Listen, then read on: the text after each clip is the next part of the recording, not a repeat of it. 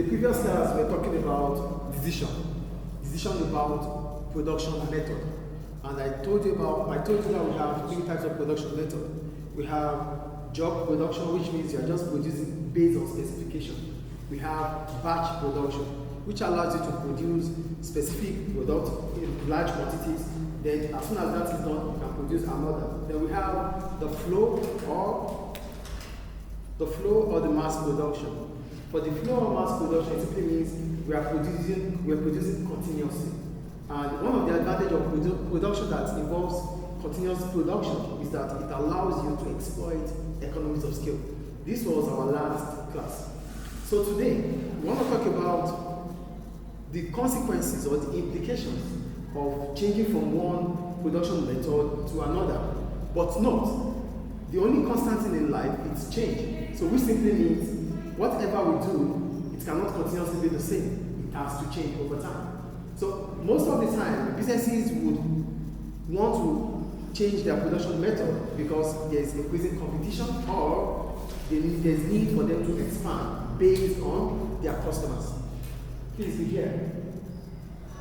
What I'm saying in essence is this. We could start thinking about a change in our production method. For example, from batch production to mass production. So we might choose to change from here to here. Two reasons why we might choose to change. One, we might want to change because we figure out that we are having more customers than we used to have. So that means our customer base has increased. And if our customer base increases, it simply means the demand for our product has increased. So what do? Do we just fold our hands and let our customers go to competitors because we could not sell to them? Are we going to do that? No, that's not the business mindset. The business mindset is to allow all the customers, to make all the customers happy. So for them to be happy, it means whenever they demand for our goods, we are making sure it is available. So that might be the reason why we want to change from batch to mass. So increasing demand for our products, which demands for us to expand our production method. So one of the reasons why we could change from batch production to mass production is because the demand for our businesses or demand for our goods has what? Increased. Do you understand the point I'm making here? So that brings about expansion. Then another reason why we might choose to change is because there's increasing competition in the market. Yes? Can you change from mass to batch? Changing from mass to batch means you are shrinking, and that is not good for the business. Every business aim is to continue. In accounting, I think you're accounting students too, right? We have the accounting concept, which we call entity, going concern. Going concern. It's an accounting concept that says a business must be run as if it will never end. So if your business is not going to end, it means it must not shrink. So one way, yes, there could be different reasons why we might not be making profit as we used to make. We have the PEST tool. We have the PEST tool analysis. So I have to go back again. We have the PEST tool analysis. Political, economic, social, technological, legal, environmental. These factors are external factors. And these factors might affect our business in terms of the profit. But that does not make us to start thinking about shutting down or closing down. It only makes us to change our objective as a business. We have different business objectives, right? We have profit, we have expansion, we have profit, we have expansion, we have to sustain ourselves, we have what's it called? There's another objective of the business. When you're not making profit, at least you can still hang on there. You can still hang on there. Survival. So you can think about survival. So things are not fine based on this analysis. One of these analyses are making things not to be fine. So if they are not fine, what do we do as a business? The only thing we could do as a business is not to shrink, but think about surviving. Because as soon as we are able to survive that situation, we will be able to continue making profit. But when we shut down, other competitors will come in. It might be difficult for us to stake our authority in the market. Is it making sense to you guys? We are deviating, but it's important for us to deviate because these things are things we have to know. So as a business, our question was, can the business think about move from mass to batch? And I'm saying it's not a good omen. It's not a good signal to customers. So it's passing a negative message to our customers. Oh, it used to be, now it's becoming smaller. So that's what. Yeah, the business is going down. That's a business failure. We shouldn't think about that. Do you understand? So shrinking is a negative signal to our customers, and shrinking is a positive signal to our competitors. It simply means just shrink, go off, and get your customers. Because there's no customer in heaven, right? All the customers are here. So as soon as you leave the market, your customers go to your competitors. Do I answer your question? Great. So we have two reasons why we might have to change our production method. Maybe because the demand for our goods are increasing, or competition in the market is increasing. And if competition in the market is increasing, we have to also up our game. Because if we cannot compete with our competitors, we are out. Do you understand? So for us to gain a large market share, we need to make more products available for customers. Any question about that? So as soon as you start thinking about changing from batch to mass, there's always going to be an opportunity cost. Like I used to tell you, for every decision we make, there's always going to be what? An opportunity cost. I am facing the class. It means I am backing the board. The opportunity cost is the board I am backing. It's a decision. So if I choose to back the class, it means I'm facing the board. So every decision we make, we always have an opportunity cost. So what is the opportunity cost of changing from batch production to mass production? That's what we call the implications of changing production method. So the first, yes? When do you use the batch and mass production? You use batch production if you have to produce different products. Like this is a blue marker, this is a black marker. You need to produce blue markers and black markers. You cannot produce them at the same time. So you have to continuously produce this. After that, you produce this. That's a situation that makes us to use a batch production, in batch.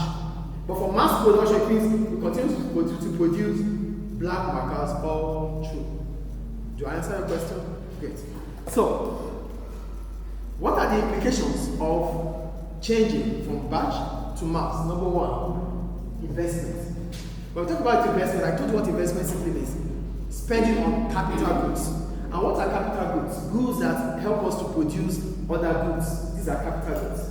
This, my laptop, is a capital good. The computer is a capital good. Equipment, machines are capital goods because they help us to produce other goods. So as soon as you start thinking about expanding from changing from batch to mass, changing from batch to mass means you need automation.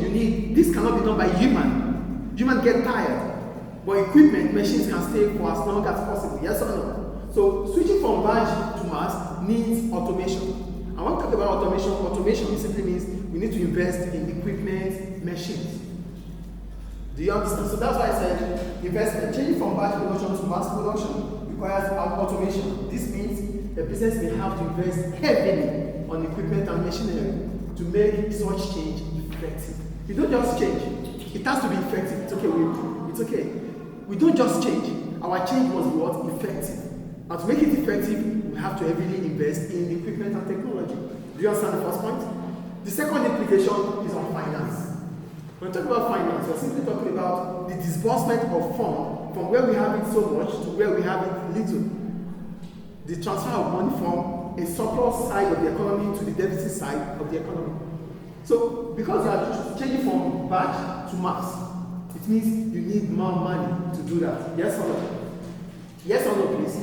So if your business is a business that does not have retained earnings, that means your retained profit, you don't have huge amount of profit that would finance your expansion, it means you have to take a loan. Do you get the point I'm making here? You want to expand, you are changing from this to this. It needs equipment, it needs machines, yes or no? So where do you get this money from? Probably from your business. Your retained profit. What is a retained profit? The profit that we did not spend. That is the retained profit. But if this profit is not enough for you as a business to buy the equipment or machines, it means you have to think about a long-term source of finance, like getting a debenture or what? Retained. Retained profit is a profit that is kept back to the business. You make a profit, right? So the profit you make, you are putting it back into the business. That is retained earnings or profit. Is it clear? Great. So, if your retained profit is not enough to finance your expansion, it means you need money from somewhere else. Yes or no? So that means you have to think about a long-term finance, like taking a debenture or a permanent capital. A permanent what? Capital. And that is to repeat, that means you have to sell shares. When you sell shares, it reduces your ownership, but money comes to your business for your expansion. And for debentures, that means a long period of time you have to pay back with interest. The difference between debentures and equity capital is that for debentures, you have to pay back the principal with interest because it's a loan.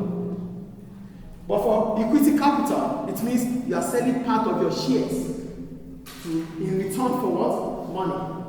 It is a permanent capital to the business. Do we understand? So it is for the business to make a choice, either for this or this. Any questions about that? So that is the second implication. The first implication is investment, which means you need to invest heavily in equipment or machines. The second implication is how you source your finance. If your retained earning is not enough, it means you have to take a loan, like a long-term loan, like debenture, or you sell shares for capital. Clear? Is it clear, guys? Is it clear, please? Great. And the third one, your ownership structure. For ownership structure, we're simply talking about how we run our business. Who makes decisions about the business activity? As a sole trader, you might be a sole trader that does batch production, but as soon as you start thinking about mass production, which needs more investment, yes or no? Yes. And large amount of money, yes or no? As a sole trader, you might not have the financial capability to do that. So what next? Are you going to stop the business? No. You think about the way forward. One of the way forward is to change your ownership structure from a sole trader to a private limited company. When you change from a sole trader to a private limited company, it gives you more access to finance.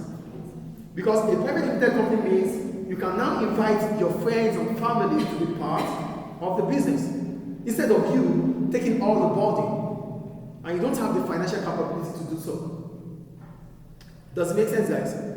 Does it make sense or not?